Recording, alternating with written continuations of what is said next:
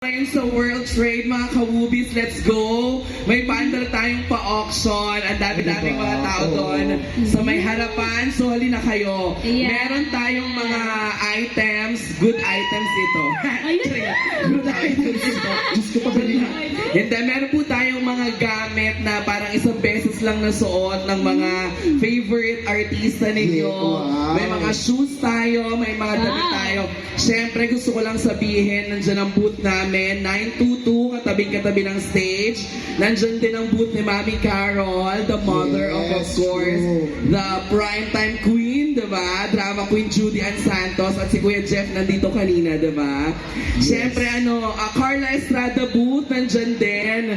Oo, yes. At saka Daniel Padilla items. Mga underwear ni Daniel, di na nalaman. Ay, hoy, mali. Oo.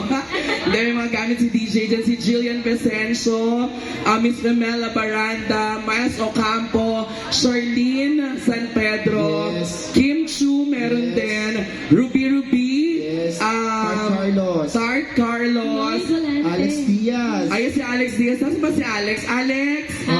Alex, halika dito. Joy Volante, of course. Correct, totoo. Hi, ayan. Dali magpapa-auction tayo. Alex Diaz. Nakasama ko sa kasama ko sa pangako sa'yo. Halika dali. Isang sample ng pangako sa'yo dyan. Chorus. Ay, ayaw niya. Hindi, kasama ko yan sa pangako sa'yo. Hi, Alex.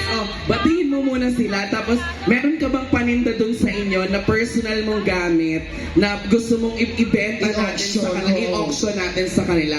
Ano yun? At saan mo yun ginamit? Uy, bumati muna. Alex Diaz po, kasama ko sa pangako sa'yo na isa sa pinaka-most viewed ang teleserye na ito sa Netflix. Yes. Naungusan tayo ng Maria Clara Ibarra. Sorry. Ayan, okay, go. Alex. Isang gamit na personal. Oo, personal, either shoes na nandyan ngayon sa booth mo, i-auction natin dito para yung mga nandito ngayon na pumapasok, nanonood sa atin, mabili nila, yes. Kukunin ko ba? Oo naman, gusto mo, hubarin mo na lang, pantalon. Wala.